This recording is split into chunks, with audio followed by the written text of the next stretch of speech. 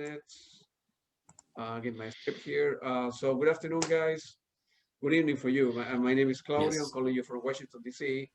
Let's make a formal introduction for our listeners. From the studios in Fairfax City, we are very humble and grateful that KUBUSSCHNITT accepted our invitation to our show. Andy, Ruud, welcome to the show, man. Thanks for having us. Nice to be here. Here. So, with everything that is going on with the pandemic and musicians in general not being able to tour, that kind of stuff, how you guys manage? How is the pandemic affecting your creativity, if you will? Shall I start? It's probably improved. Anybody can answer that question. Yeah, it's probably improved mine, but that's because I'm sitting basically at home, right next to where I can make some music. So yeah, it's probably improved my productivity in that way. Yeah. What about you too, Tom and Ruud? The same? Yeah, it's a bit. It's a bit, but we were lucky that Ruud and I had a real long session just before the pandemic hit Europe. So we were lucky enough to get to make some music together, which is always more fun than sending stuff back and forth usually. So we have a lot of basic material we can use for new stuff. So.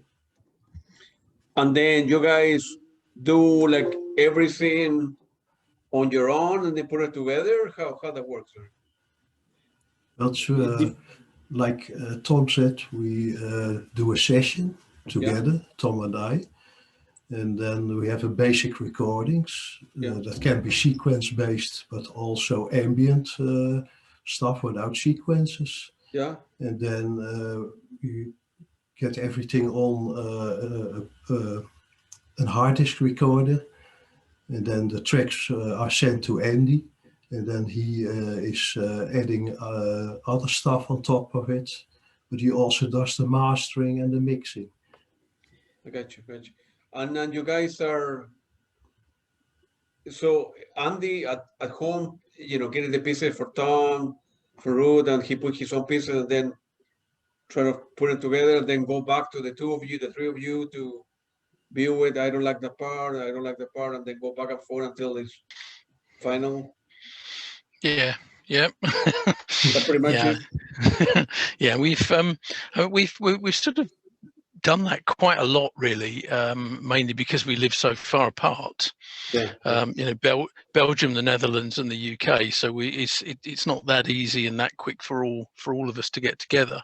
Yeah. And we have done in the past, and we've done that, but it's mainly when we're going to play a gig that we come together, and although the word rehearsal is often used, I think it's more a case of we basically just play for a couple of days, and leave, as it used to be, we leave the DAT going in the corner and just hoover up everything off the mixing desk. But the albums, as such, have always been recorded with either two or three people in one place, and then it going to the other people afterwards to play with it. So it's not too different doing it this way. Tom and Ruud obviously are a lot closer, so they can actually do the sessions much more readily. I'm not really traveling too much at the moment. I haven't been too well recently. Otherwise I would have been at the session with them as well. And then so I for this particular one that we're working on now, I would receive what seems like about 25 hours worth of music, because those guys were having great fun. With each track about 48 tracks on it. I mean, it's it's a huge amount, and this is live as well, by the way. I mean, they just Ruud's setup enables him to capture everything live. And then when I've got it, I'm basically just pulling it all apart, splitting it all out, so I can hear all the individual instruments, and then add what I can. Out of that particular session, actually, there's one album, KUBUSSCHNITT 2, that was sort of like an early release from it, where I took what Tom and Ruud had done, and I added a slightly willowy sort of mini moogie type solo over the top. So that one has come out, and it's really down to my laziness that more hasn't come out yet, and the fact that I quite like noodling around on things myself as well. But I'm beating myself up now to get all that material finally finished, and the quadruple album will be out soon. Yeah. Yeah. So, but how you manage from, Tom and Ruud sending you, 20 tracks for you to select, well, these are the 20, 70 minutes or so, and then the rest will go next and the next. How you? I think we might have sent him too much music at once. It's a good thing, man. It's a good thing. Yeah, I mean, I heard the Juggernaut coming down the road when it was being delivered. No, it was. Yeah. I mean, it's the thing is, and I mean this very honestly. It's all high quality stuff. So you've got high quality live music played by people that you've got to treat with respect, and then add parts to it respectfully, which is why it tends to take quite a long time. When we're all there in the moment, as we have been, and I think the Utrecht session is a very good example of that. That's on Bandcamp. It really happens very quickly, and we're obviously all looking at each other, and we know where we are, so it comes together really quickly. Does take a little bit longer, and treating the good music with respect, giving it what it deserves rather than rushing it through. I got you. And in the now that you guys cannot do any tour, are you? I'm sorry to other questions. Are you guys have other jobs in the meantime? You guys do something for a living beside keyboards and sequencer? All of you, right? I have a regular daytime job, and it's quite demanding because I work at a furniture factory, and that's quite demanding work. And I'm quite knackered after a hard day's work, so it's not always easy to get the energy to do something in the studio, especially by myself.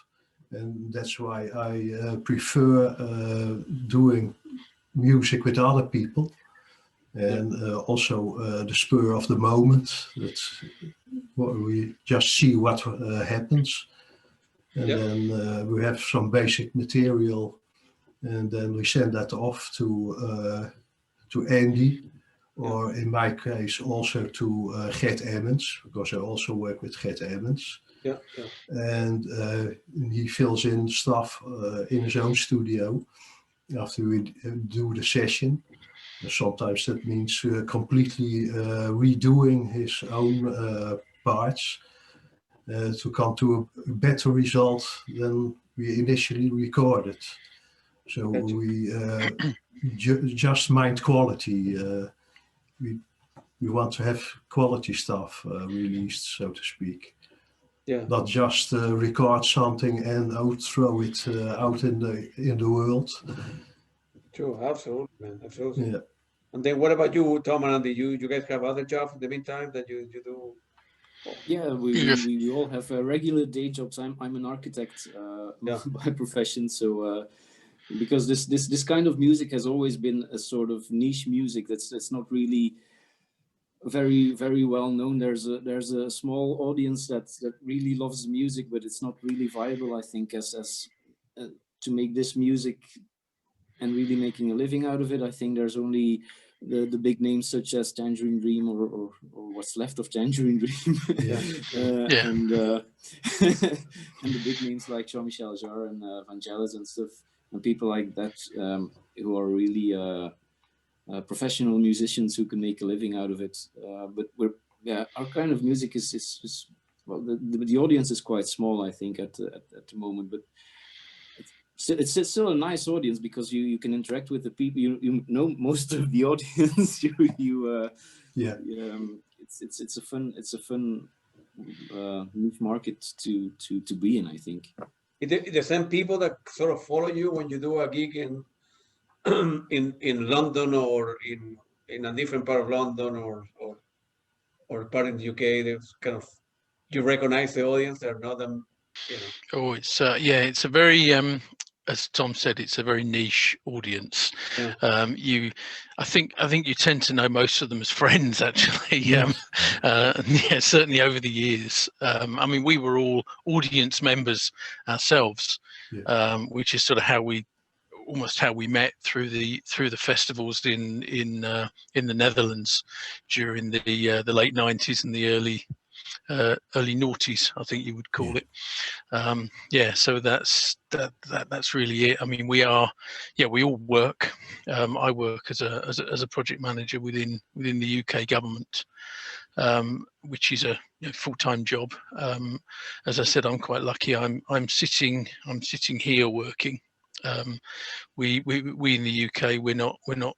Most of us aren't allowed to actually go out to our jobs. I think that's the same a lot of the places at the moment. So I'm, sitting basically in the same place where I make my music, doing my job. That's pretty good, yeah. Which in some ways is why I can be productive, because I can switch between the two. But yes, it's I think just to echo what Tom said, it's a very very niche, very niche music. Almost anybody that plays it is one of the fans that you see in the same audience. So you're almost your own audiences. And yeah, we do. I think over the 20 plus years or something, we probably know each other quite well. Yeah. In my case, I don't play any instrument. I don't know how to read music. I just like music, and I'm an engineer. A computer engineer, nothing to do with music. It so happened that music is very very important for me. I mean, not just electronic music, but from Pink Floyd, from Depeche Mode, Peter Gabriel, Genesis, Pat Benatar, Blondie, the Tangerine Dream, Steven Wilson, Ashford Temple. I just so happen that I like the music. And so, which kind of band were you listening? 20 years ago, Jean-Michel Jarre, you mentioned, Tom, or Tangerine Dream, of course, Yes. Ashford Temple, and all the Klaus Schulze. I think we all have a pretty diverse taste in music. We share a common love of the classic electronic music, I think, like Tangerine Dream and Klaus Schulze. Although I'm not as big a Schulze fan as the other two. I knew that was going to come up. Yeah, that's okay. But what? So Tom, what's your favorite? What are the top three? If you don't of electronic musicians or musicians in general. Yeah. In general, I'm really into Niels Frahm at the moment. Yeah. Niels Frahm. Jean-Michel Jarre is probably my all-time favorite electronic musician, and Tangerine Dream from the 70s, 80s has to be in there as well. So I recently I interviewed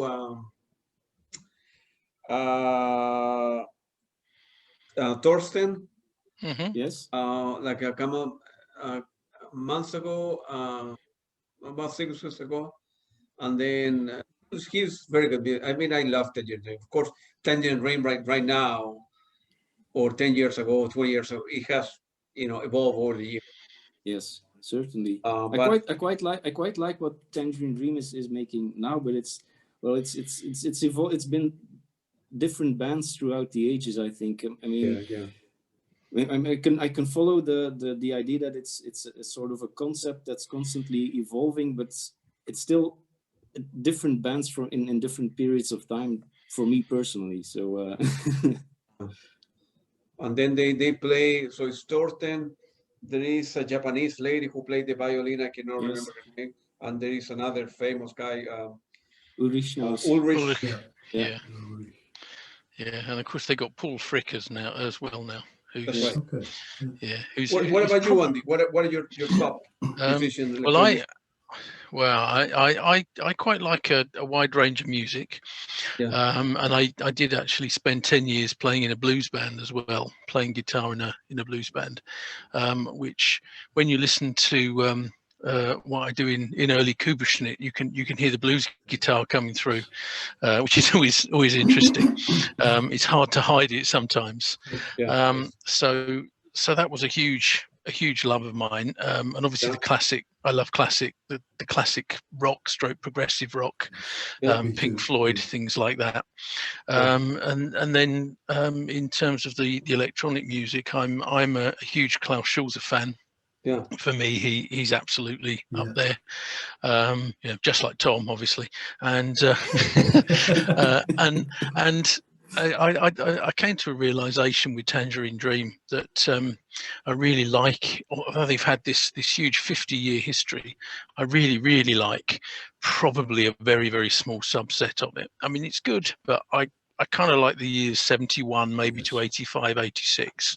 And then when I took a step back, I realized that was when Chris Franke was in the band, and I think maybe that has something to do with it.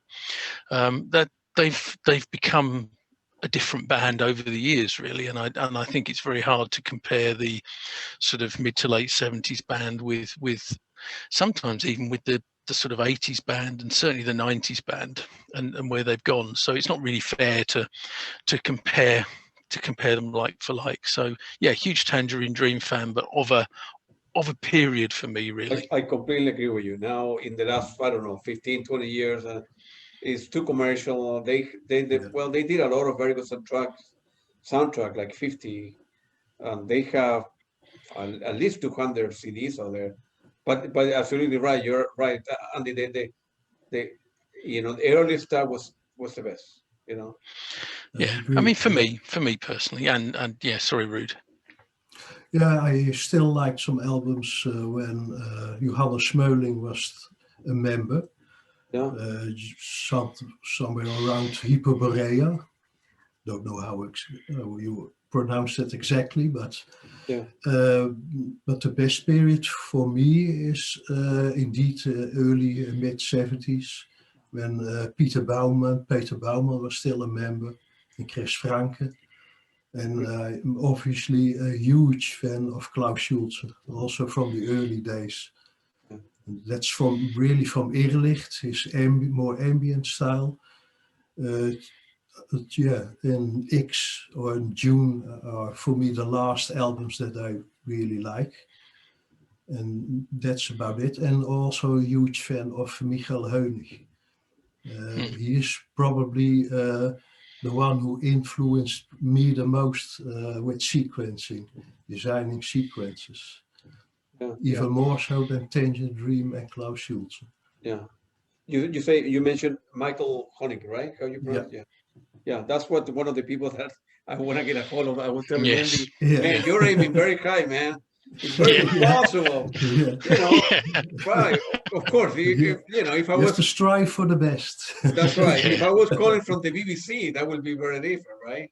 But for a live radio station, trying to get get a hold of Peter Baumann or I don't know, Michael Honig, and it's very hard. But little by little, it's growing. It's growing. I mean, I have talked to people from Genesis.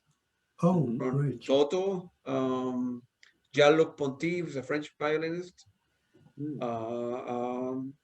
One member of Tangerine Dream, and I have like 40 interviews so far, 20 in English, 20 in Spanish, and little by little, man, I believe me, I will knock every door until I can get a hold of Michael Honig or Klaus Schulze or Peter Baumann. The worst thing that they don't reply to an email, but eventually, those people are getting old. They have nothing to do. Maybe I don't know. Yeah, well, when you finally do get to interview Michael Honig, he will comment that Ruud is his greatest disciple in sequencing. I absolutely love listening to Ruud's sequences, and I can hear that lovely pulse that he gets through there. So yeah, you can bet he's listening to you, Ruud. Okay, I will mention. And then why you guys? Why electronic music and not, well, Andy, your case, you were playing blues, but why not pop music, or why electronic music? Why? Or rock, or jazz rock, or?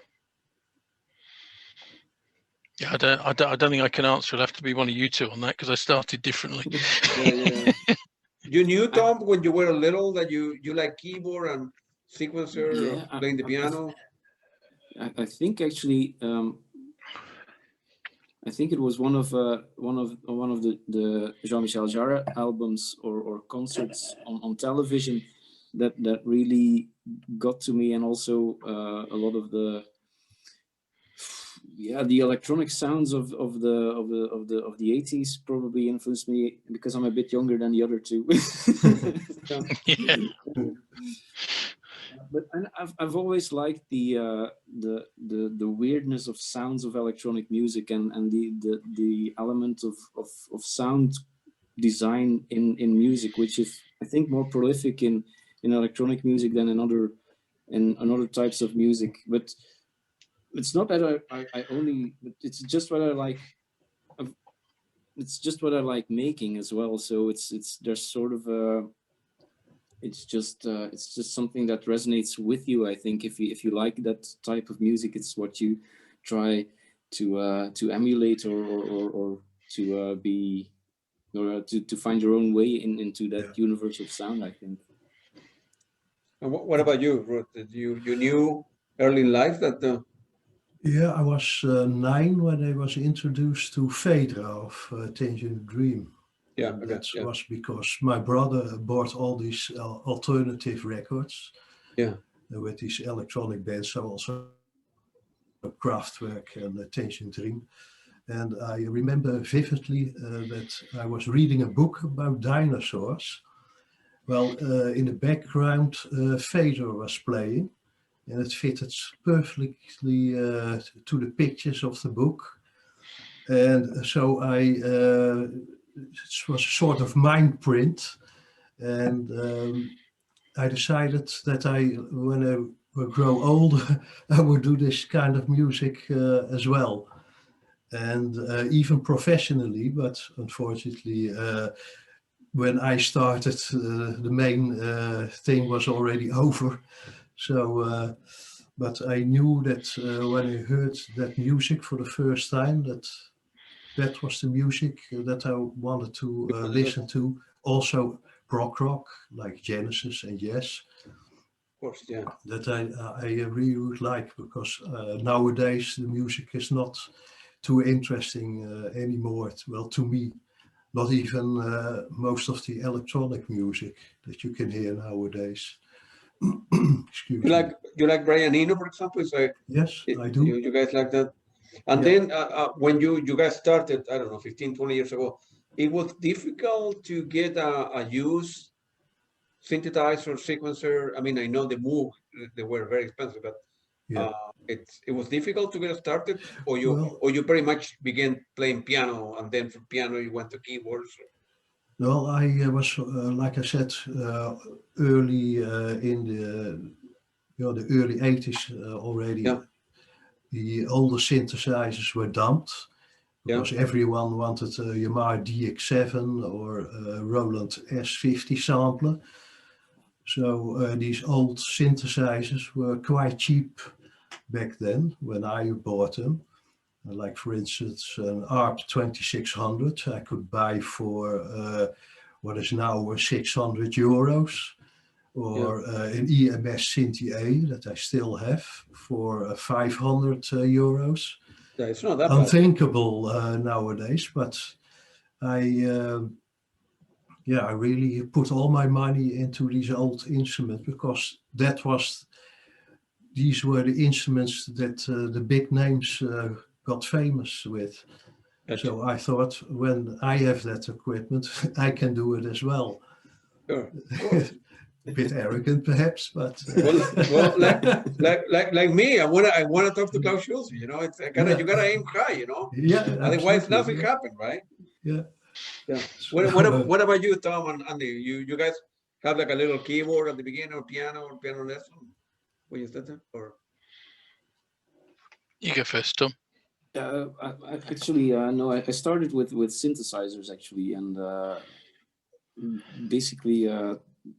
I think I spent all of the money I got from working as student jobs, saved up for it, and bought myself the first synthesizer to start experimenting in sound. And I think a few years later, I think we all got together after some internet discussion group about electronic music, where we started exchanging ideas, and then we got together to make some music. Yes. And I think that was 25 years ago or something. So yeah.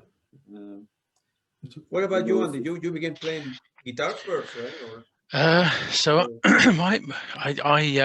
I remembered recently, because somebody was talking about these little electronic organs that used to exist in the early 70s, end of the 60s, early 70s, and I had a tiny little electronic organ that we bought from the local music shop that was absolutely horrific when you listened to it. It was basically on and off. It was just a switch, and then it was a horrible vibraty sound, a very, very horrible square wave.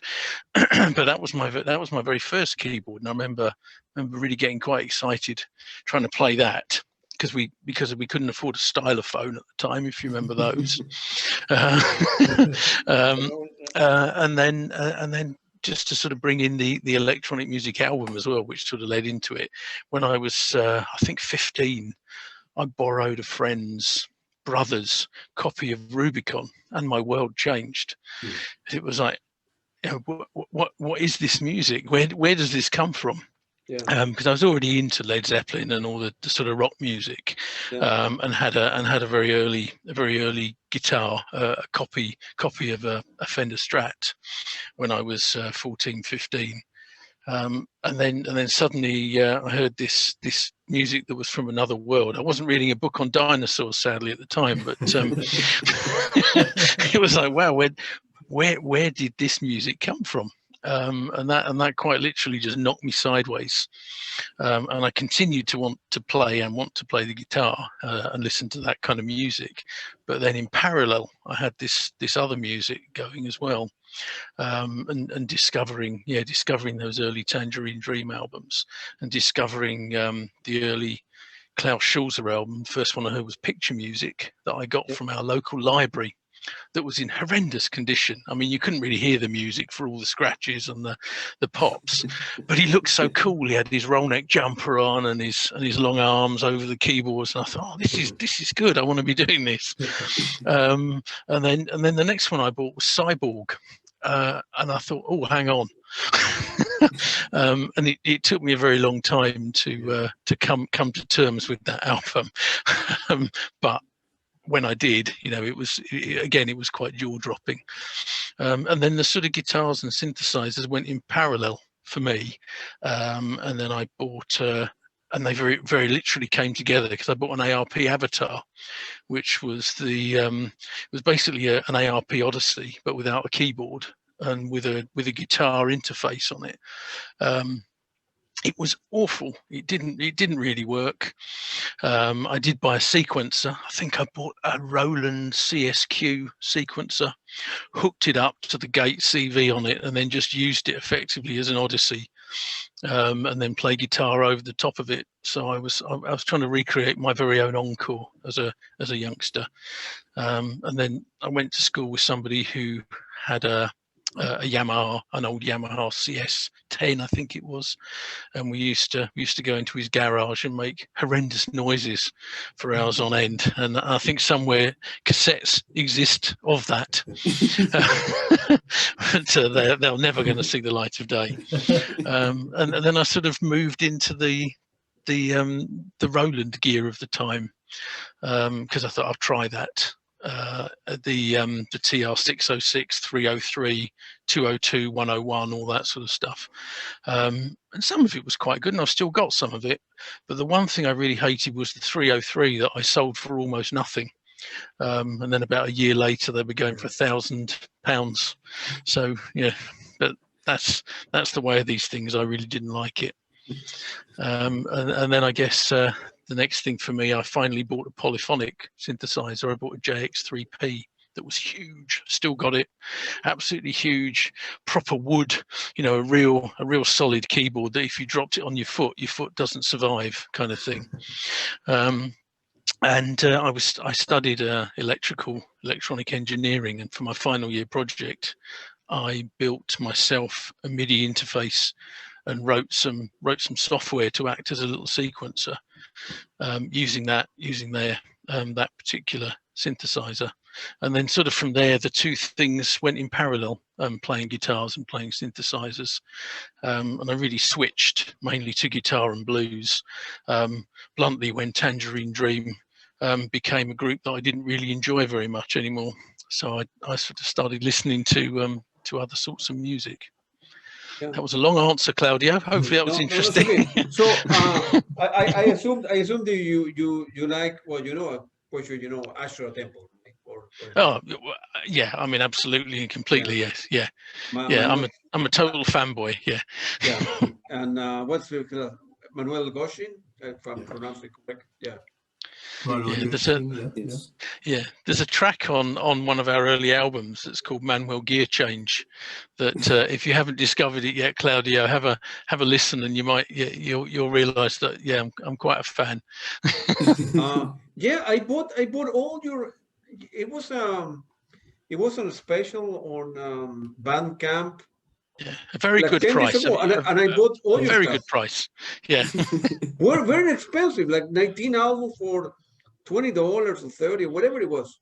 Very. Yeah. So I bought all. I hope your listeners. I hope your listeners are catching this. What a good deal you got! I got a very good deal, man.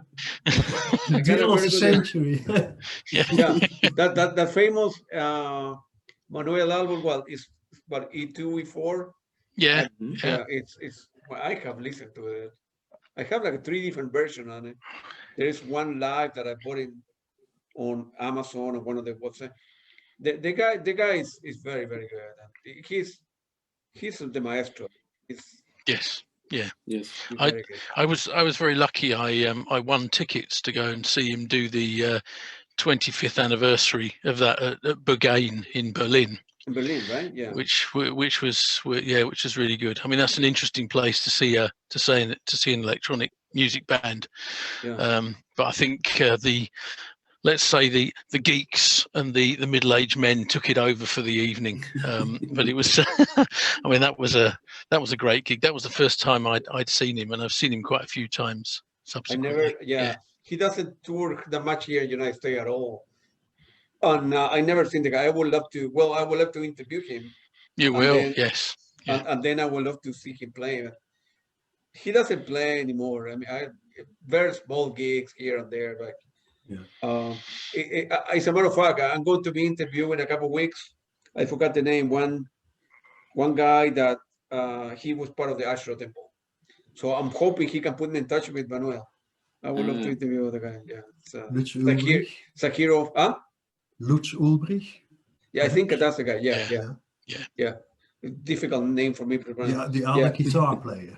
It's the guitar or the He's very good, and he told me, call me after, email me after January the 6th or 7th. So right now it's the 9th. I want to give them a call and try to schedule something next week. And hopefully he can put me in touch with Manuel. So I will let you know.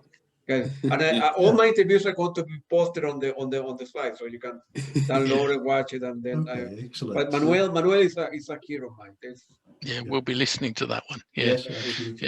Plus, he's a very humble person, for what I heard. Yes, I was due to see him in, I think it was April last year. He was due to come to London again, but unfortunately that got cancelled. Yeah. So that would have been a good concert. Yeah. Any of you come from musical families at all? No, I don't. No, not really. No. My father would sing a bit opera, but that's it actually. Yeah. Folk opera. Yeah.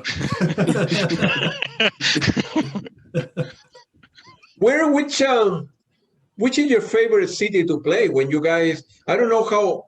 When you guys do, and I know that you guys, they are not on the scale of Tangerine Dream or nothing like that, but when you guys do, you sign during the summer to do 5 cities, 10 cities. How big are your Oh, nothing like that, Claudio, I'm afraid. I mean, Ruud's probably got the most experience. I mean, you've played quite a few of the festivals and the various venues, so you can probably say which ones have been good for you.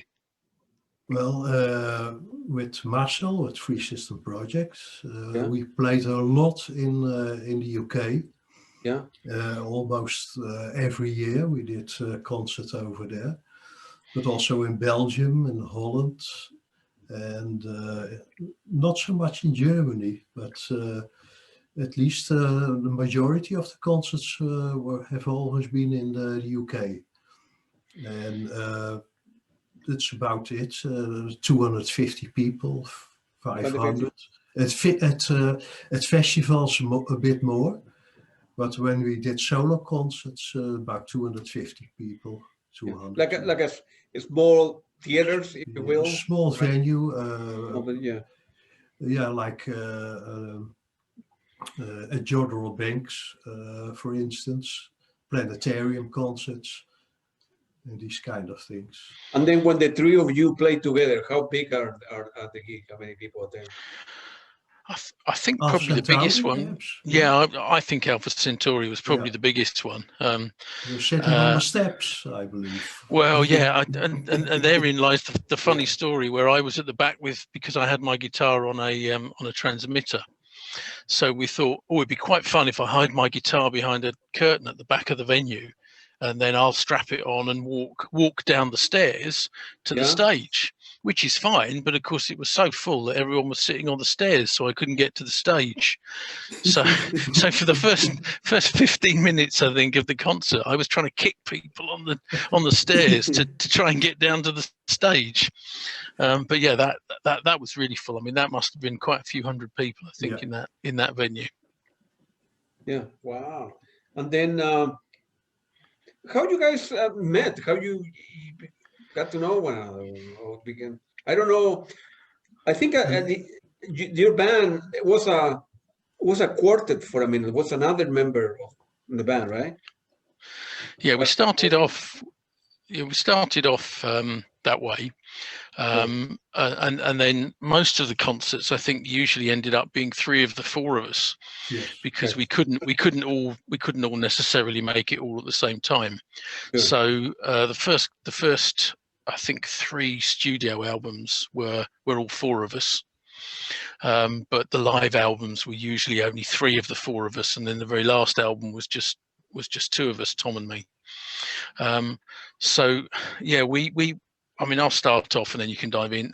We all met really through the old mailing lists. The very first one was the old Tangerine Dream mailing list from the late 90s, and then there used to be quite a lot of arguments on there. So I think lots of people went. Well, it was a bad time for Tangerine Dream, so there were quite a lot of arguments. And then we formed another one which was called Gold Tri, which was Golden Triangle. And I'm sure that'll raise a wry smile on Ruud and Tom's face, because if we thought the arguments were bad on the Tangerine Dream one, well, we weren't prepared for what was coming. and that was where some of the people tried to classify music within a triangle, and if it didn't live within the triangle, then it didn't count. And of course, people were always trying to force their music into the triangle and force other music out. So that wasn't particularly successful. And then we formed another one after that, Beyond EM. IEM, there was that one. And I think we go on. Sorry.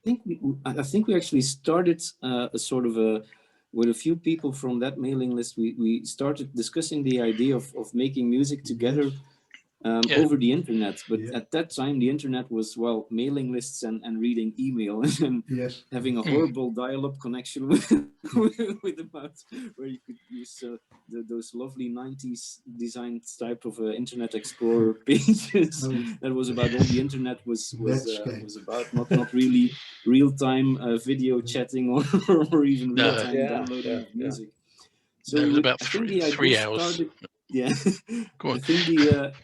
I think the idea started to exchange a few basic sequences over the internet, and quite quickly we came to the conclusion that the technology just wasn't there yet. And I think, was it Ruud and Jens and I think we met, we just decided, well, we'll just see what happens if we meet up at Ruud's studio, and for a weekend we'll bring some gear along and we'll just start making music unprepared, well, mostly unprepared. I think I don't know if we had anything prepared for that session, and then, well, it kind of gelled together, and then Andy came into the picture because he was, I think he couldn't make it, and then we sent the recordings of that session over to Andy, and he added some soloing and lead guitar to most parts, I think, and that's well, that became our first album, because Dave Lowe from Noi Harmony wanted to release it on his new CDR label at that time, because there was something else really new then, CD recordables, which turned out not to be such a good idea in the end. No. And that's where it all started, I think. And we've been, well, the technology behind working together over the internet has come of age a bit now, so it's easier to send back tracks back and forth to actually work on them. So I think it was, but it's still, as Ruud said, I think it's still nicer to be in the same space where you can actually interact with each other, and the interaction is very important. Especially to me. Certainly listening to the case as it became when it was issued, although I seem to remember it started off as, was it the case of the flying British water buffalo or something? Was the original name, and then we shortened it to the case because Dave didn't think it would sell well. I listened last night to all of them that I downloaded. I listened to The Conquest of the Moon, Cuvian 2, and then Rarities Volume 2. It's very, very, very good music, man. I mean, I'm very sure I really like it. Thanks. It brings me memories of, well, obviously the Klaus Schulze, the Tangerine Dream, the Manuel Goshin, Michael Honig, but it's different. Obviously, every artist is different, right? So, but you guys are, I like your stuff, man. I'm surprised. Thanks. That you can know that, and of course I'm aware that electronic music, it's like a niche, right? But and I don't know why more people don't listen to your music. It's very, very good, man. Oh, we agree. Yeah. I'm very serious. I'm very serious. I mean, certainly Bandcamp has made a big difference.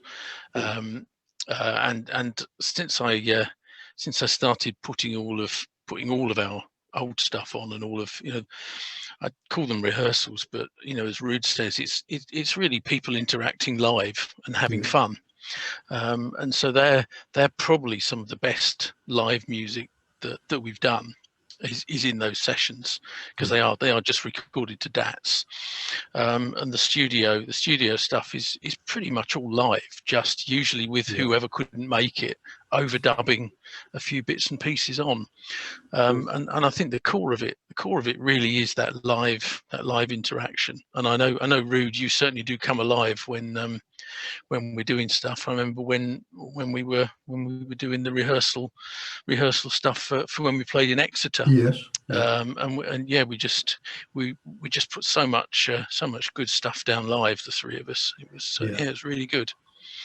That's absolutely one of the, like I said before, to me it's one of the most important things, to interact with other people, and especially because I change sequences or sounds by listening to what the other one does, and that gives a certain flow to it all. And when I'm alone in the studio, I tend to get stuck in a certain way of doing things. And when I'm working with others, then you see things or you hear things that makes you do things differently. Just like, for instance, with Tom. Tom does his sequence a bit more different than mine. And when we sync up our sequences in the studio, then something completely new comes out of that. I do mostly old Berlin school kind of sequences, and Tom more modern. That gives quite a unique sound. Yeah, gotcha. I think I was reading in Bandcamp, you guys have 19 releases now. Is that correct, Andy? In the 20 years? Yeah, I think that's about right. Yeah, there are I think three studio albums, and then some live albums, and then what effectively are an awful lot of other live albums from various sessions that we've done. And then just recently, say KUBUSSCHNITT 2 was from the recent live thing that Tom and Ruud did, and then the Pentaract one, The Conquest of the Moon, was something that Tom and I did, based on me just sitting with a couple of synths and some sequencers and just playing around for about a day, recording a whole load of stuff like that, and then Tom putting the good stuff on top of it is how I like to look at it. And it is, as Ruud said, really, we all bring something different to it, which makes it really quite exciting when we do interact as live as possible. And when we had four of us as well, there used to be the old double time sequences going as well, which would be quite fun, because you'd have some sequences going, and then all of a sudden you'd have something coming in at twice the tempo, and you think, wow, where did that come from? You know, and that used to change it up quite a bit, which would be fun if you were trying to solo over it. But yes, it's I think those 19 albums, they're really, really good for me when I listen to them, and I've probably listened to them more than anyone, because I've had to remaster them and get them on Bandcamp. Yeah. When I listen to them, it's really great to hear that interaction. And I guess that's what I'd say to people, if they're interested in hearing some people really actually playing as live as we could, then it's a good place. Yeah. No, I like them, and I told you a couple of screenshots. I began playing. Yes, I saw. Yes, the music, and I'm getting some traction, good audience, and I'm going to be doing in the next phase of the radio some podcasts where people can retrieve a particular album per artist, search by Tangerine Dream, Klaus Schulze, you guys, and I want to promote your music as much as I can, man. Well, that would be great. No, is it decent money or okay money come off Bandcamp? I have no idea how many you guys sell. Right. It's the best money we've ever had, I think. I would say. Really? Yeah. No, it's very good. It's very, very good. Yeah. I charge quite low prices. Well, sorry, we charge quite low prices. Yeah. Mainly because I think it's nice for people to hear it. I quite like people to take a risk as well. I quite like them to say, "Oh, I can buy the whole discography for a really nice price." Yeah, and quite a lot of people do that, and they take a risk. And then because I'm the administrator for it, I then see what people say. And yeah, they say nice things and they enjoy it, and it's usually, and quite a few people say to me, "You're not charging enough money." Yeah. And I think, well, yeah, we could charge more, but hopefully, as Tom and Ruud would say, when we share it out, it actually pays for some nice things. It might buy us a nice piece of gear or something like that. More than beer money. Yeah. What about other places like Spotify? You don't have any music there, right? No. I personally made the decision not to pursue that. I mean, the money's the payback's quite low, and I think our music is so niche. I just don't think people are going to Spotify really to find that. But Bandcamp seems to be a very popular place for this style of music. Yeah. I noticed that certainly with some of the niche Facebook groups, it's the place where people talk about it. It's the place where people find it. I mean, I've noticed Tangerine Dream dipping their toes in the water a little bit as well recently. I think it's very immediate. You're very close to the fans, which is nice. You can charge a very good price because Bandcamp take a very small percentage. Yeah. You know, and I think all of that and the whole shop window is very good as long as you get a good artist like Tom doing covers and doing banners and backdrops. Then people see it. It jumps up at them. Yeah. Who does the cover? You do for the album, Tom? Yeah, I do. Yeah. Most of the cover art. Is it difficult? I mean, to put it together? It depends a bit. I've recently redone a few of the Bandcamp covers, but well, I'm an architect by profession, so I have quite a bit of graphical insight into Photoshop and stuff like that. So I try to incorporate some different styles of making covers. Sometimes a bit more line art type based stuff, and sometimes just basic photo manipulation. But well, I always like to start off with really good stuff by other people, so that the end result is good. Yeah. You know what I was thinking, Andy? It occurred to me that I know for a fact.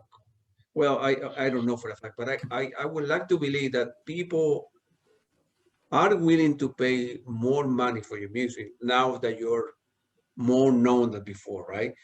So in Bandcamp, right, they give you the option to do a set price, right? Let's say 19 releases for $19, so $1 each, right? Or name your own price that people will take advantage, that only pay 2 cents. But can you say something? Name your price, but please rate it at $1. Because when you say a fit price, right? You don't know obviously if people are willing to pay, and paying 19 album for $19 is $1 an album. I think quite sure people are willing to pay more. So. People do pay more, actually. Okay.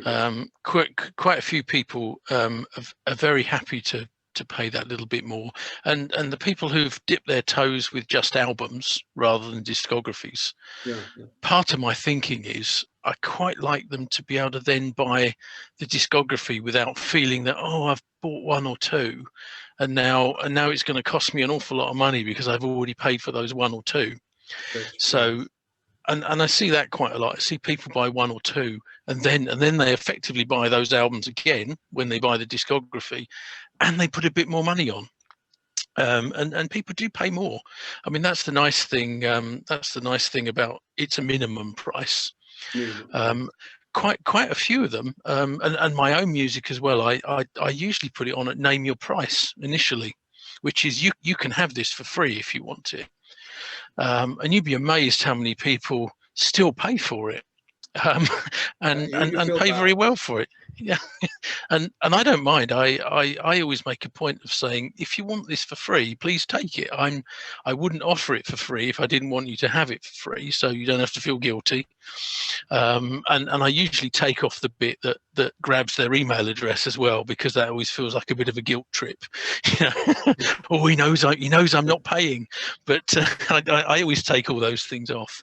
And you'd be amazed. Yeah, people pay more. People are very willing to pay, and I just feel the listeners get a good deal, which I really like. You know, we none of us think we're going to get rich, and we know we're not going to get rich from this. We enjoy what we do, and when it all comes together, as Ruud said, you know, we've got the smile on our faces. And that's a big thing. I mean, can you listen back to your own things, and does it put a smile on your face? You know, and some of the things I listen to, it instantly transports me back a decade or more. You know, and it's great, and the memories come out, and you can't really put a price on that. So, absolutely, yeah. And I don't think Ruud and Tom would disagree. You know, we do very well, and we're not looking for huge amounts of money. Yeah.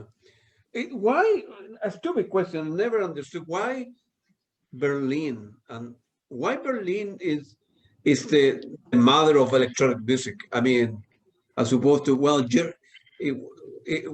is it because too many German musicians came out of Berlin and became very popular that Berlin was the city to, or not necessarily? Why they call it Berlin, the School of Music, over Berlin associated with electronic music?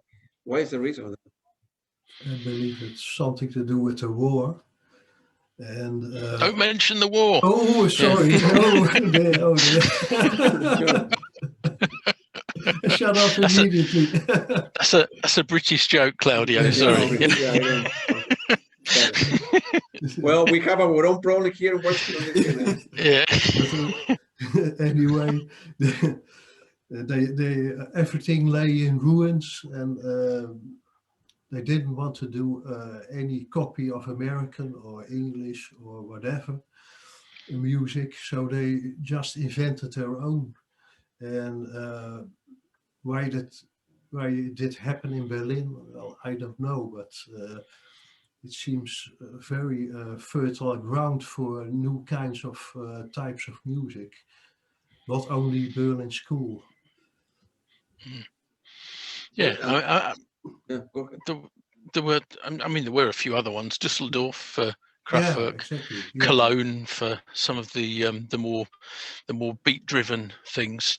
Berlin seems to have grabbed that coming out of the psychedelic feel, and I think it was that wish, exactly as Ruud said, that wish to do something different, that wish to make some music their own. And I think in a very unique place in the world as well, in that tiny little island that they were. I think they felt very unique, and wanted to do something very unique and take the music in a unique place. And it's always an interesting thing when I think about it. The equipment, the technology, and the music kind of worked with each other, almost like a ratchet. And people would use technology to create something, and as the technology became available, and then the music would change with it, and then they'd need more technology, and so it went. And I think Berlin, with that tiny little place, it was all bubbling away in there, and they were all very close, all pretty much knew each other. Could it have happened anywhere else? I suppose other things were happening elsewhere, but that very specific feel did come out of, I think, that melting pot with that technology growing quite quickly. Yeah, but I was thinking, for example, in with Jean-Michel Jarre, right? His dad was very, very famous also as well, right? He was composing a lot of soundtrack and film score, and then when Jean-Michel Jarre released, Oxygen and Equinox, they're very, very good albums, but there are many. I mean, I don't know why Jean-Michel Jarre is so famous and sell more than anybody else. He's so French. It's like electronic accordion music, But Tom, you're a real fan. What do you think? I'm a big fan, but there's a lot of people who are into Berlin School style of music are not really aware of the large amounts of French electronic musicians in the 70s and 80s who were a bit famous in France and perhaps Belgium as well, but they're not really that well known in other parts of Europe even. There are also quite a lot of Italian and Spanish electronic musicians from the 70s and the 80s, but they were more kind of localized to their own country or their own region. I think some of them had some media exposure, but it's only a few people like Jean-Michel Jarre were able to succeed and grab the attention with I think it's partly a bit of luck as well, I guess. I think with Jean-Michel Jarre it's probably because he always had a few good melodies that caught the attention of a lot of people, not just the electronic loving crowd. Plus he also had a real operatic kind of way of looking at things. I mean, putting on huge shows and also having a lot of very a very good team of sound designers and even musicians who played with him to make actually the most of what was available at the time. I think that's one of the reasons why he's so successful. I think he combines a lot of different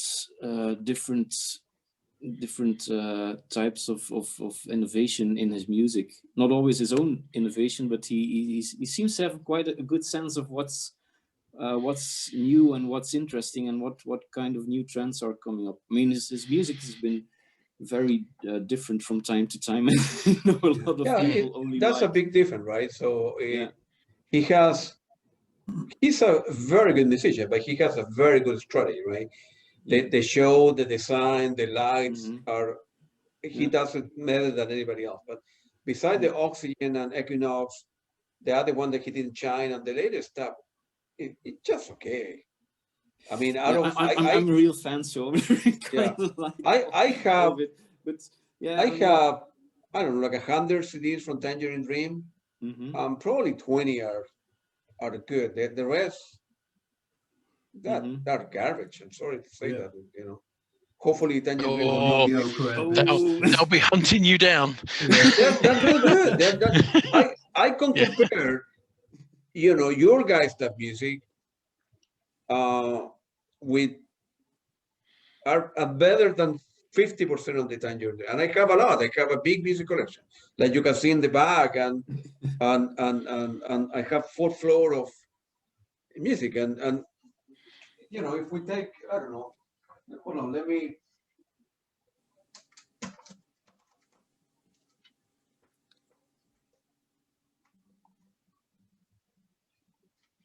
You know, I have obviously a lot more, but some of the stuff with Tangerine Dream, right? Like this, and this, and this, and then some Japanese. Some are no good, man. You know, of course, Rubicon and Phaedra are one of the best stuff, but the magic is gone. Yeah. There's no mystery. Tangerine Dream keep on releasing stuff. Yeah. They have like 200, 300. They were releasing a CD every month or so. And stupid people like me were buying it, you know. Yeah, I think there may have been a time that they were really a bit of milking the audience. Releasing too many albums at the same. But, and I don't know. That was special. I actually got to speak to Edgar Froese once after a concert in Brussels, and it was at the time of the Raccoon show. Raccoon was released. I've got the picture. I've got the picture of you. Yeah. And I asked him some questions, and he said, well, I just make the music that I want to make, and if people don't like it, they don't have to buy it, because he just said, I make the music I want to make, and it's okay if people don't like it. If they don't like it, they don't have to follow me anymore. I think that's also very true. I mean, it's something, the music, why do I make the music that I make? It's just because I like making the music that we do. We do. But the majority of the world, I don't know, 80% of the people, I agree with the statement you guys make, right? So Tangerine Dream up to, I don't know, 85, 80K or whatever, was very, very good. And then they became very commercial. They saw big money, I don't know, and they release it every album every 2 months or 3 months. They got into a soundtrack, playing electronic music, and they did a lot of very good recording. But there are many groups like your music, right? Some of the best, as I say, I have no listen to everything. I have listened to only the Cuencues, the Mood, the Cuban varieties, and some of it's very, very good stuff.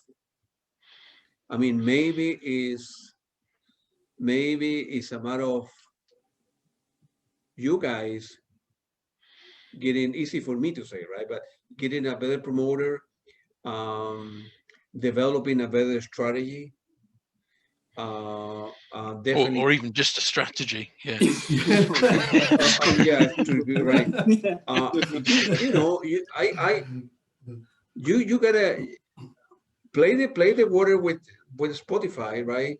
So it's like a numbers game, right? So everybody goes to Bandcamp for like a smaller group, you know, bands that cannot do 20 gigs or to do 3 or 4, and they start selling there, and then try the Spotify and try the all different venues and see what happened. You know, I know Spotify pay like a 3 cents of a dollar for every, I don't know how many listen, how many 10 million plays, I think. Yeah, Huh?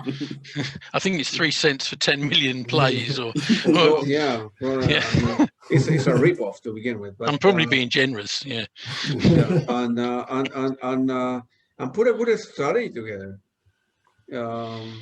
I mean, you're using. I'm serious. And I have listened. I'm older than you guys. So I have listened to 1,000 records in my life, and you guys' quality is very, very good. Thanks.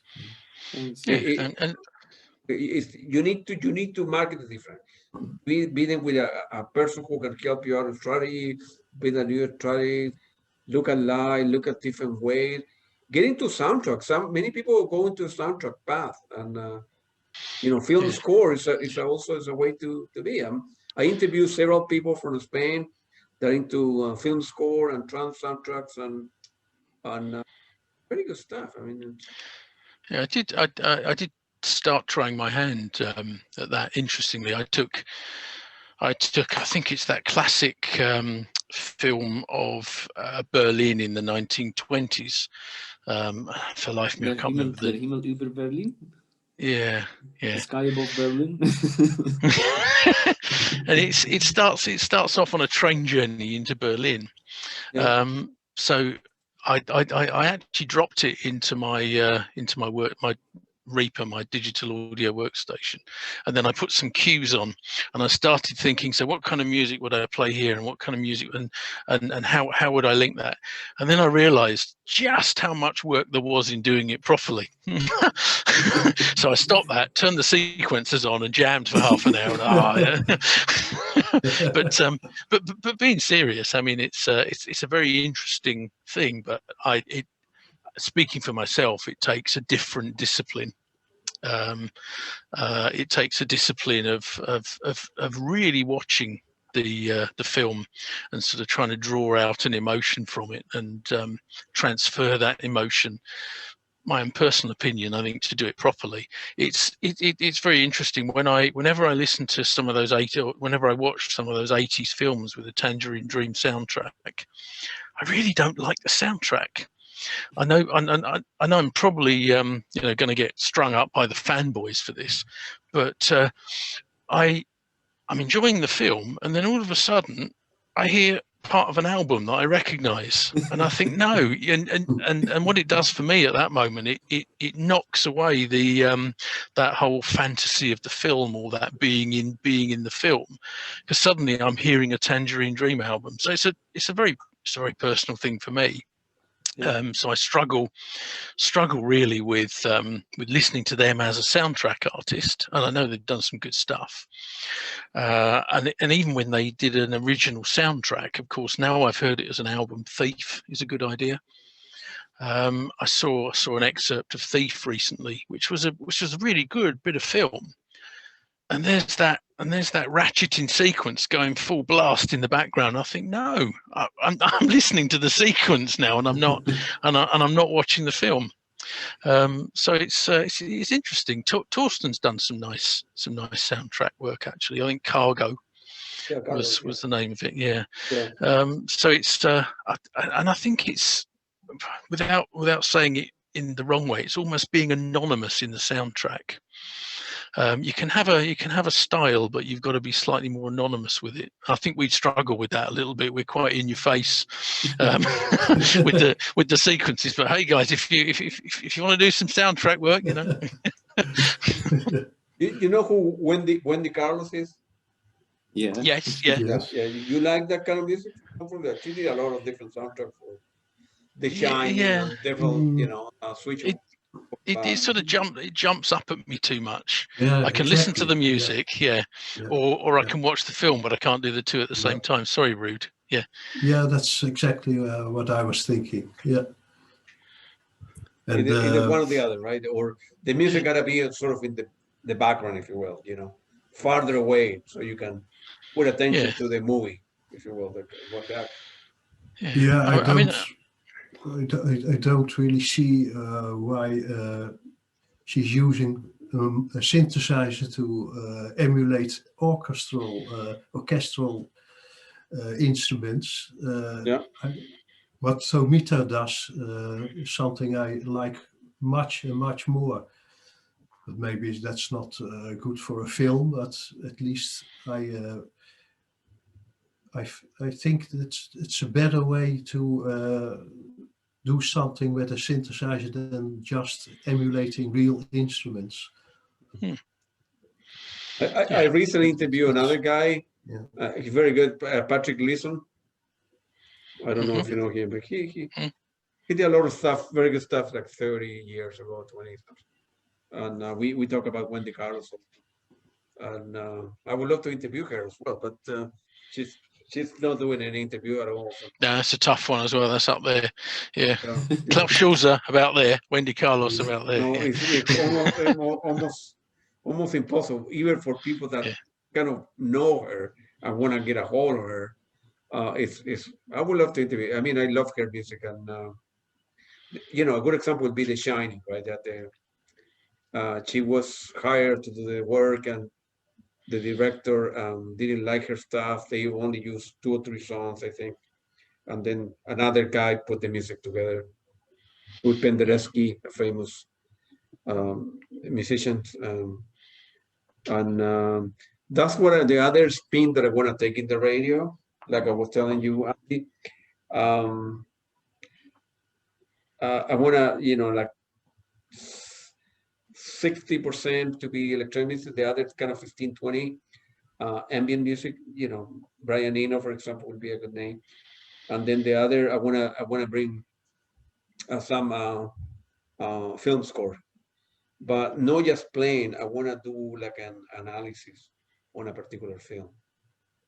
Not the film itself, but the music. The Shining is a very good example. And if you go to YouTube and then Shining music, it was the guy who put it together is a guy from the UK, actually. I forgot the name. I need to look. But he did a fantastic job. Stanley Kubrick was a crazy type of guy, but he did a very good work. And as I say, the music that Wendy Carlos and another lady composed, it wasn't used at all. They were used only 2 songs. Although her stuff is very good. I cannot remember the name of the English guy that did the film editing, or it was unbelievable. The work that he did was ahead of his time. And recently, I listened to an interview from him on the BBC. Yeah. No, I mean it's a great film, and for me actually the thing about it is the soundtrack doesn't get in the way. Yeah, that's right. It doesn't jump up and take my attention. I think it actually does. It does build, and that's an interesting thing.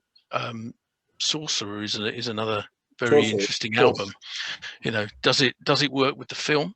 There's lots of talk that they cut scenes of the film with that playing out of huge speakers, so there's the possibility of it being more synergistic with the soundtrack.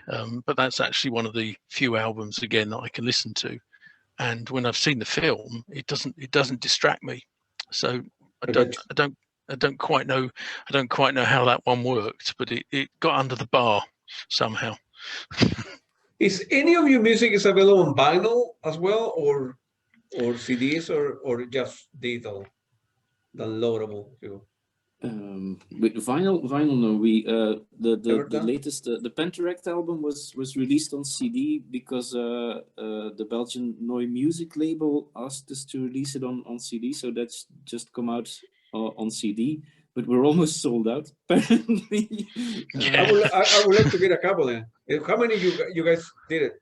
Like 500, 1,000? No, it was a limited edition of 200, but we're probably might get some extra meat. So yeah.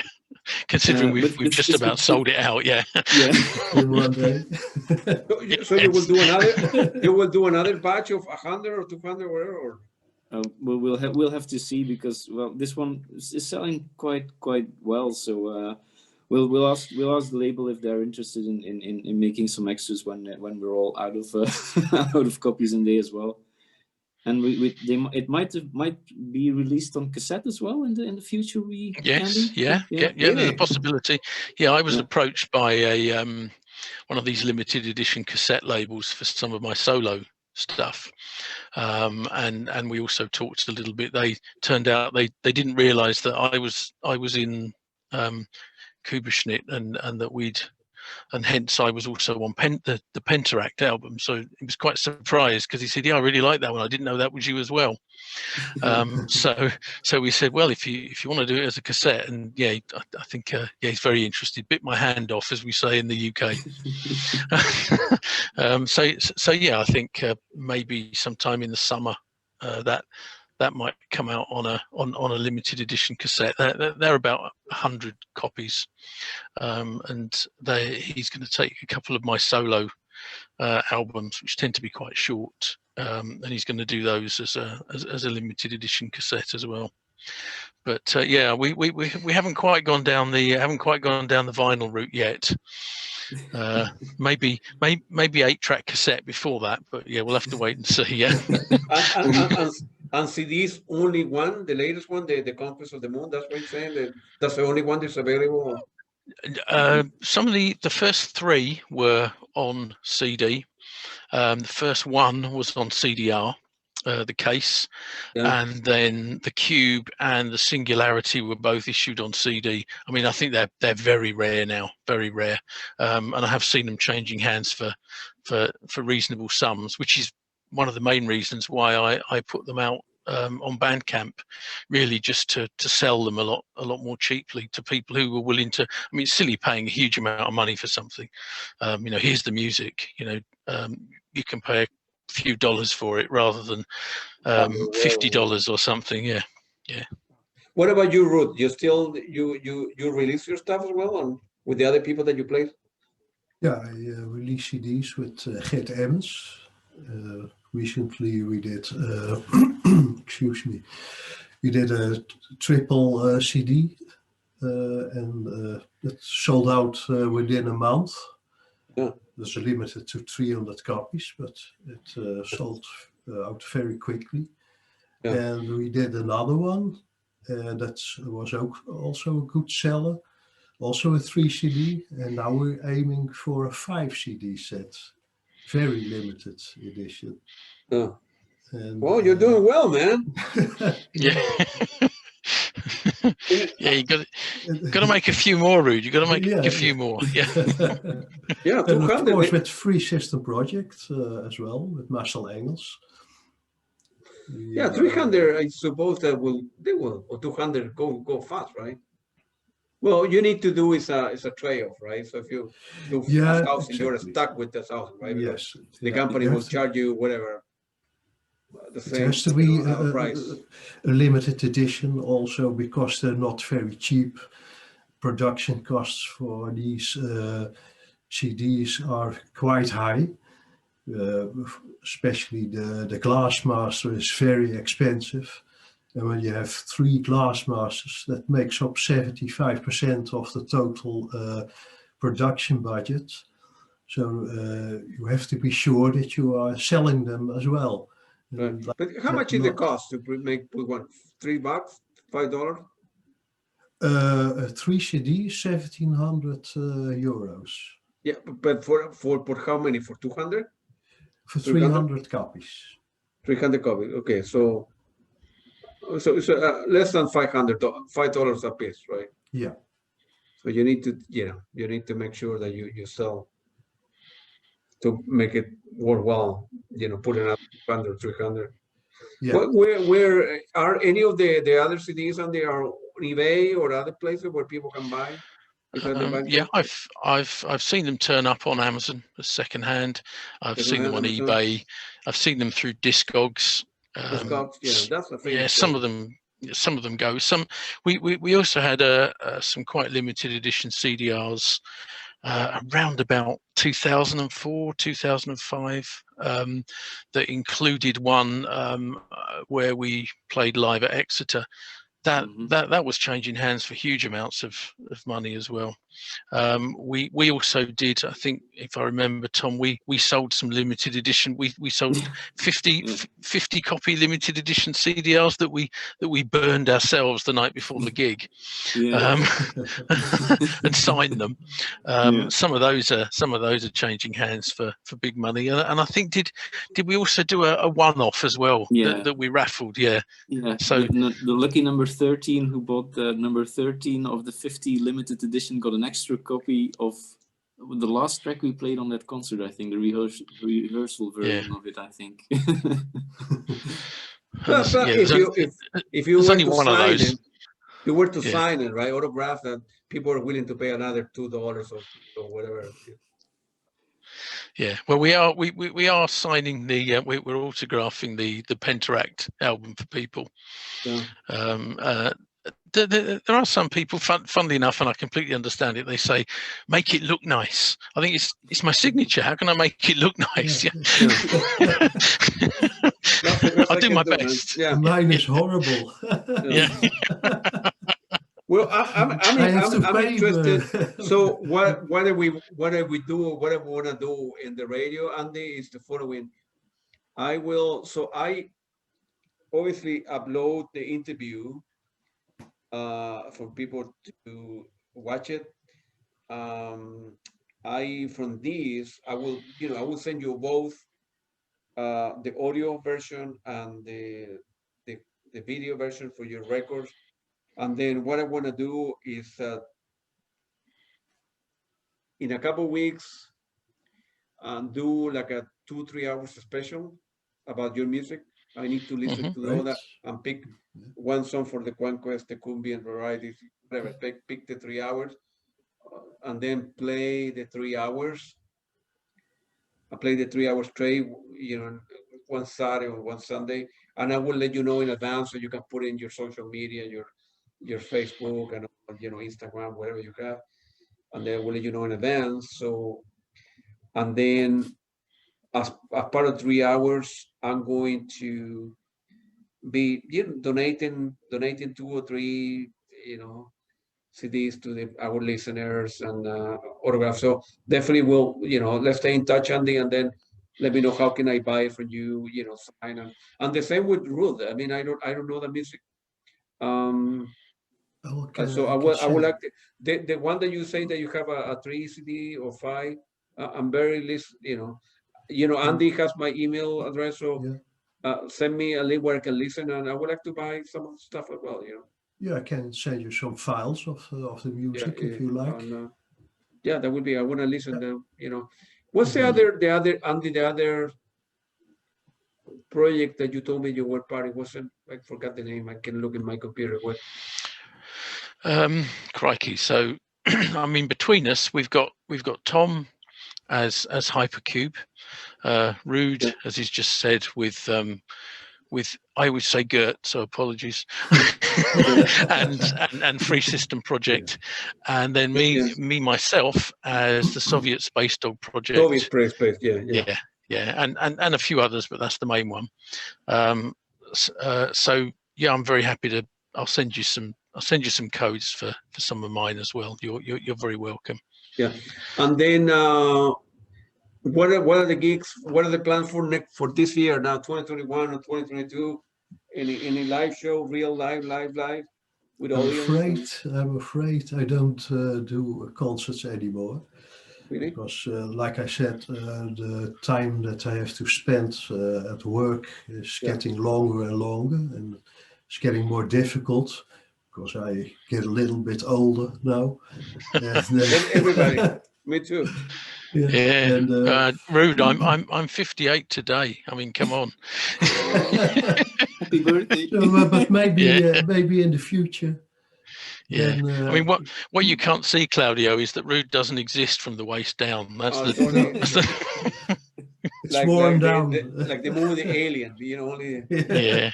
That was a very good movie too, by the way. Yeah. And but you guys don't have Tom, like a. I was going to say Tom's got some news about a concert, I think, though. Yeah, I'm supposed to be playing a concert at the April 10th this year, but we'll have to see how that turns out with all COVID-related lockdowns and stuff like that. But it's currently scheduled for April 10th. That's the second edition of Sonic Emissions in Belgium. So and we're planning I'll be playing a small set there, and if we have. If we're able to play for a live audience, that would be nice. If we can't play for a live audience, we'll be trying to make it a sort of a live streaming event. So we'll see what happens with that. Yeah, that's the other way to make some money. You know, live streaming. People are willing, willing to pay, I don't know, $5, $10 or 15 for a show. But you have to do a good job, and yeah, and I mean technology-wise, I've seen some appalling live streams, and I've seen some fantastic live streams. Torsten does some excellent ones, but he doesn't do them in real time. And I think I've forgotten the guy's name. Ron Boates' colleague, who's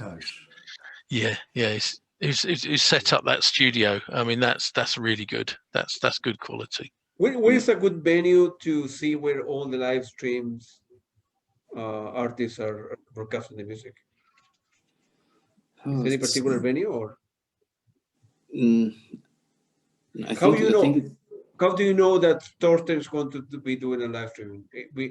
Is a particular page that you guys subscribe to see where all the musicians are live streaming the music, or you need to go to each individual artist page?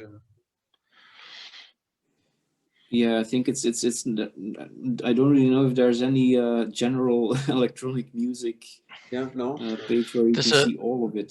No. I think there's a live, what do they call it? Lockdown live streamers. Yes. Which is a Facebook group. They advertise, and they do events every few weeks. They do an evening of live streaming completely free to YouTube, and I think to Facebook as well. Torsten, obviously through his own page, but also through things like a Tangerine Dream Facebook group, the Zest. You can pick it up from there. His stuff is recorded live but not broadcast live, if that makes sense. But you can tell there's absolutely minimal editing. You know, it's more because it's multi-camera. They do a nice job bringing it all together.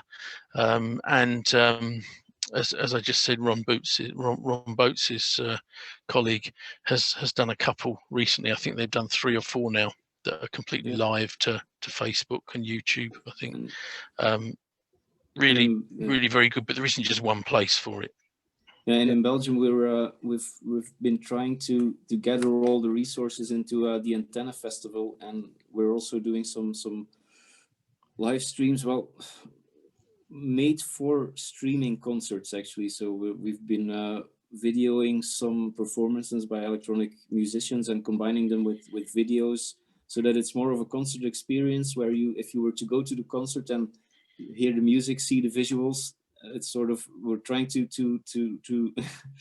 make that atmosphere visible in a streaming event. So that's with the people from Antenna, which is an organization I'm also involved in. So we're trying to keep me posted. I would love to listen to stuff as well. And then, well, as I mentioned before, Andy, if I can help you guys in any way, either show your material with this interview. I'm in the process of getting into social media. I don't like social media, but that's the place to go to promote the radio and promote different bands. And I'm here to help you guys out. And then keep me posted when you do another set, and then we can do a follow-up interview in 6 months from now, or whatever. Yeah, thank you. Well, but I really like your music, man. Thank you. You never know where we might get to if I actually concentrate on our latest session. You never know. You might have an exclusive for your show. Yeah. That would be good. That would be. Yeah. And then if you, through your sources, Andy, Yeah, you mentioned different people that you can put in touch. I would love to do an interview with them. And then Michael Honing, Manuel Goshin, and then Klaus Gürste and Peter Bauern. Those guys are way up there, but I'm trying, man. Yeah. Eventually, I will get to them. Eventually, I will. Wow, no, if you can, I'm there with you. Yeah, absolutely. But yeah, I mean, there's an awful lot of great musicians who are basically just people that we've talked to, we've been to concerts with, that we've known for a while. Yeah, I'm sure they'd be very happy to have a chat with you, Claudio. Yeah, great. It was very nice talking to you. And you. I will send you the link where I'm going to be posting the stuff, a link to the radio, the Vimeo, so you can put in your social media. And it was very nice talking to you guys. Good luck to you. Keep on playing. And Ruud, you need to go live, man. You need to. Maybe I will. Maybe. You need to convince these guys. The other guys have to convince me. Yeah, hopefully, hopefully the virus will go away and the pandemic, terrible. Yeah, that's one thing. Yeah, it's not only your mind's is acting up a bit as well. You only doom and gloom, it seems. Yeah. Yeah. By the way, Andy, do you know in the UK David Sylvian? You know who he is? No, I know of him. Yeah, don't know him, I'm afraid, but know of him. That's another guy that want to get a. Yeah, no, he's not far up there as well. Yeah, his music is very good, but it's very hard to. I'm going to be interviewing in a couple of weeks one guy who played with him, Richard Barbieri. Yes, I know him. Yeah. And some people for King Crimson as well. And Richard Barbieri, hopefully, if I do a good job, you can put me in touch with. Yeah, no, absolutely. I did notice the King Crimson links in your interviews as well. I saw those. Yeah, I did too. And the other one is coming a couple of weeks or so. I need to dig it. I mean, do you know Stephen Wilson from used to be Porcupine Tree? Yeah, of course. Well, I don't know how to get a hold of you. Well, I do know someone that might be able. I'll ask for you. Yeah, I will appreciate. Yeah, Stephen Wilson. That guy is in many ways he's very smart. I mean, he's forget about the music. Forget about him as a musician. He has the Porcupine Tree and all the different projects that he's involved. His shows are unbelievable, very well crafted, very well put together. He began mixing and editing stuff from Pink Floyd, from Chicago, so many bands. The guy is very gifted. I mean, he's not just a he has too many facets. I mean, the guy is very, very good. It's very rare to have be a musician who can do all the kind of stuff. Yeah, no, I'll ask the question on that one for you. Yeah, Porcupine Tree and his stuff. For Stephen Wilson, he have like 20 records. Yeah, it will be great. I would love to. Okay, guys, appreciate it. Thank you very much, man. Good luck to you. Great to speak to you. For having us. Take care, man. See you all. Okay, take it easy, man. Thank you. Same.